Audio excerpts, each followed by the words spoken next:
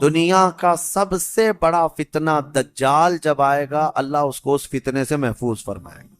السلام علیکم ورحمۃ اللہ وبرکاتہ۔ دوستو، آپ کی اسکرین پہ جو شخص نظر آ رہا ہے اس نے نبوت کا، نبی ہونے کا دعویٰ کیا، نعوذ باللہ۔ اس کے بارے میں مفتی سلمان اظہری صاحب کا ایک بہت بڑا بیان آیا ہے کہ ایسے دجال جو بھی نعوذ باللہ نبی ہونے کا دعویٰ کرتے ہیں اور جو من میں آئے وہ بک دیتے ہیں، بول دیتے ہیں، اس کے بارے میں مفتی سلمان اظہری صاحب نے کیا بیان دیا ہے، آئیے پہلے اس کو سنتے ہیں، اس کے بعد تبصرہ کرتے ہیں۔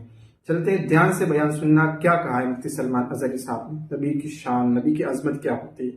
آئیے پہلے اس کو سنتے ہیں۔ دنیا کا سب سے بڑا فتنہ دجال جب آئے گا، اللہ اس کو اس فتنے سے محفوظ فرمائے گا۔ وہ دجال کے فتنے سے محفوظ رہے گا، ورنہ دجال کا فتنہ بہت سخت ترین ہوگا۔ یہاں باباؤں کے فتنے سے لوگ نہیں بچ رہے ہیں۔ کوئی چمتکاری بابا آ جائے تو سب اس کے سامنے بھیڑ لگا دیتے ہیں۔ دجال تو مردے کو زندہ کر کے دکھائے گا، بارش بھی برسا کے دکھائے گا۔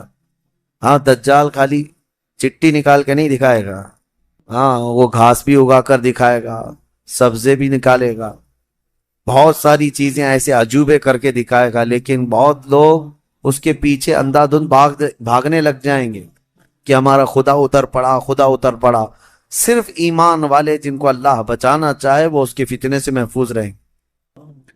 ایک تو بچ جانا الگ ہے، لیکن جو اس پر ایمان نہیں لاتا ان کو وہ سزا بھی دیتا ہے۔ دجال جو ہے دونوں ٹانگیں پکڑ کر چیر دے گا، کچھ لوگوں کو کھولتے ہوئے تیل میں بھی ڈال دے گا۔ اس کا رعب و دبدبہ ہوگا، اس کا غلبہ ہوگا۔ اس کے لیے مومنین کو وہ اذیتیں بھی دے گا، تکلیفیں بھی دے گا، لیکن جو جمع رہا اس کے لیے بہت بڑی جنت ہے، بہت بڑی جنت کا اللہ نے وعدہ فرمایا۔ لہذا اس فتنے سے حفاظت کے لیے حدیث میں ملتا ہے کہ جو سورہ کہف کی 10 آیتیں روزانہ رات کو پڑھ لیا کرے، اللہ تعالیٰ اس کو دجال کے فتنے سے محفوظ فرماتا ہے۔ اللہ کریم ہم سب کو دجال کے آنے تک دنیا میں نہ رکھے۔ اگر فتنہ اللہ تبارک و تعالیٰ کوئی آزمائش کا ارادہ فرمائے تو ہمیں بغیر آزمائے، بغیر فتنے میں مبتلا کیے دنیا سے اٹھا لے، ہمیں صحیح و سلامت اللہ موت عطا فرمائے۔ اس پورے پارے میں 3 سوالات کرنے کے لیے یہودی آئے تھے حضور صلی اللہ علیہ وسلم کے پاس۔ اب ایک بات میں بتاتا ہوں، یہ سورہ جو اتری ہے نا پوری، یہودی جو ہے ٹیسٹ لینے کے لیے آئے تھے کہ اللہ کے آخری نبی ہیں تو ہم کچھ ایسے سوالات کریں گے جن کے جواب عربوں کو تو نہیں معلوم تھے، عربوں کو نہیں معلوم، وہ صرف اہل کتاب جانتے تھے۔ وہ 3 سوالات کیا لے کر کے آئے تھے حضور صلی اللہ علیہ وسلم سے؟ انہوں نے کہا روح کس کو کہتے ہیں؟ روح جان معلوم ہے نا، ہے سب کے پاس ابھی، روح کس کو کہتے ہیں؟ دوسرا ان کا یہودیوں کا سوال تھا اصحاب کہف کون تھے اور کتنے تھے؟ یہ غار والے لوگ کون تھے اور کتنے تھے؟ یہ سوال انہوں نے لا کر کے پیش کیا۔ تیسرا سوال تھا ذوالقرنین کون ہیں؟ حضور پاک صلی اللہ علیہ وسلم نے فرمایا جاؤ میں کل اس کا جواب دوں گا۔ اب سنو، یہ کس کے لیے؟ نبی رحمت سید الانبیاء کے لیے۔ سنو توجہ سے، جو بڑے ڈھیٹ سے کہتے ہیں نا، عام لوگوں کی بات کر رہا ہوں۔ رسول رحمت صلی اللہ علیہ وسلم نے یہودیوں سے کہا کہ کل آ جانا، میں بتا دوں گا۔ تو حضور کا یہ ارادہ تھا کہ آیتیں اتریں گی، وہی آئے گی تو میں اس سے جواب دوں گا۔ کوئی آیت نہیں آئی، کوئی وحی نہیں آئی۔ دوسرے دن یہودی آئے، حضور پاک صلی اللہ علیہ وسلم نے ان سے فرمایا کہ جاؤ میں اور کل بتاؤں گا۔ 2 مرتبہ 3 مرتبہ حضور صلی اللہ علیہ وسلم نے ٹال دیا، اور یہودیوں کو یہی چاہیے تھا، بہانہ بدنام کرنے کے لیے، پروپیگنڈا پھیلانے کی۔ اب آیتیں نہیں آئیں، کئی دن تک وقفہ ہو گیا۔ روز آیت آتی تھی، کبھی دن میں کئی مرتبہ آیتیں اترتی تھی، لیکن اتنا لمبا وقفہ ہو گیا۔ حضور اکرم صلی اللہ علیہ وسلم کے قلب اطہر پر یہ بات بہت گراں گزر رہی تھی کہ کیا ہو گیا۔ تب پھر اللہ تعالیٰ نے یہ سورہ تو اتاری، سورہ کہف، لیکن اس میں یہ فرمایا وَلَا تَقُولَنَّ لِشَيْءٍ إِنِّي فَاعِلٌ ذَلِكَ غَدًا۔ اے محبوب، ہرگز ہرگز یہ مت کہنا کہ کل میں یہ کر دوں گا۔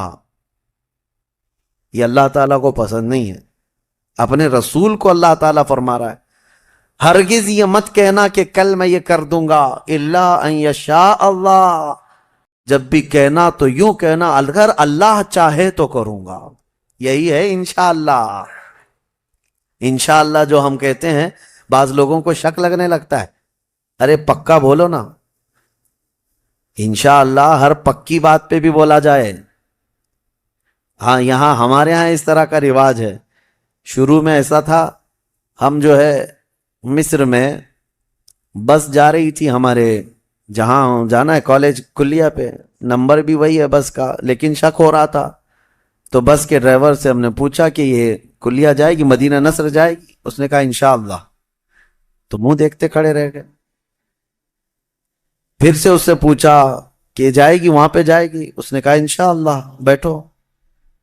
یہ انشاءاللہ وہ یقین کے لیے بول رہے ہیں، لیکن جو کھڑے ہیں ان کو ایسا لگ رہا ہے پتہ نہیں یہ پکا ہے بھی کہ نہیں ہے.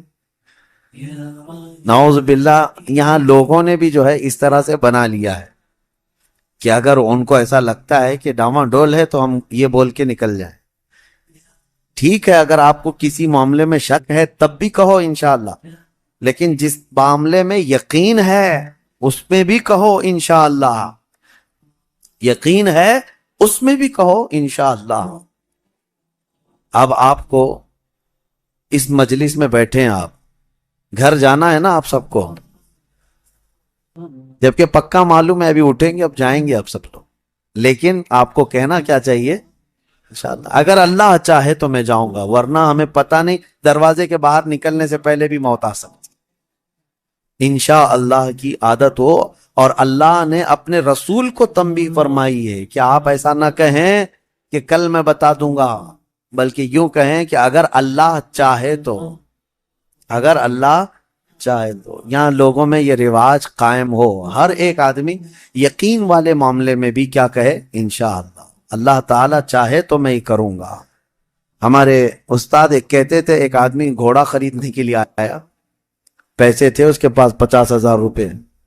امام صاحب کے پاس آیا، کہا کہاں جا رہے ہو؟ کہا گھوڑا خریدنے جا رہا ہوں. تو حضرت نے پوچھا کب؟ آج ہی خریدو گے؟ کہا اب بھی خرید کے لا رہا ہوں. امام صاحب نے حضرت نے کہا بیٹا انشاءاللہ بولو. کہا انشاءاللہ انشاءاللہ کچھ نہیں، ابھی جا رہا ہوں مارکیٹ میں، دیکھو پیسہ بھی ہے لے کے یہاں آؤں گا. یہ یہاں کا رواج ہے، یعنی انشاءاللہ وغیرہ کی ضرورت نہیں ہے، ابھی جا رہا ہوں پکا ہے لے کے ہی آؤں گا. انہوں نے کہا پھر بھی بولو. کہا نہیں اس کی کیا ضرورت ہے. گیا وہ گھوڑا خریدنے کے لیے مارکیٹ میں گیا تھا، اس سے پہلے کھانے کے لیے کسی ہوٹل میں گیا، کھانا کھایا، خوب بریانی وغیرہ ساری چیزیں. کسی نے اس کے پاس پیسے مار لیے، پوری پاکٹ کاٹ لیا، پورے جتنے پیسے تھے.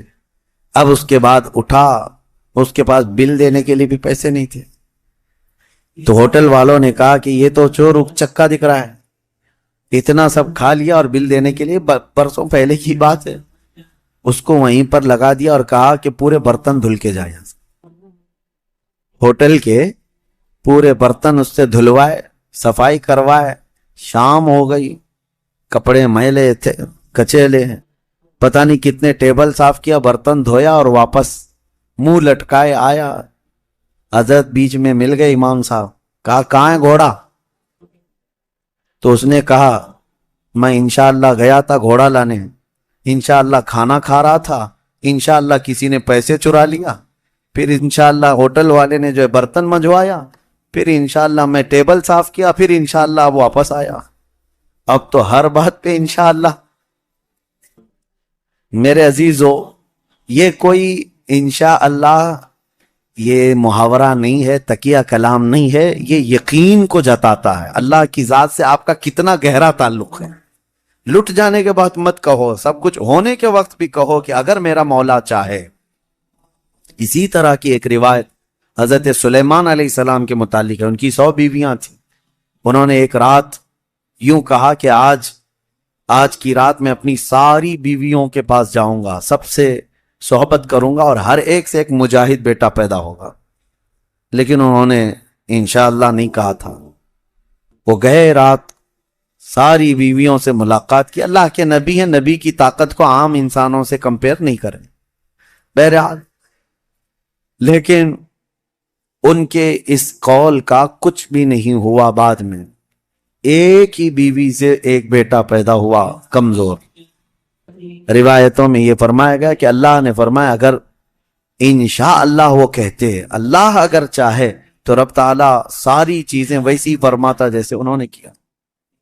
بہرحال یہ تنبیہ کے لیے، درس کے لیے. اب جب نبیوں کے لیے اللہ تعالیٰ نے یہ فرمایا ہے تو عام انسانوں کے لیے کیا ہے؟ تو آپ نے سنا مفتی سلمان ازہری صاحب کو اس دجال کے بارے میں کیا بتلا رہے تھے.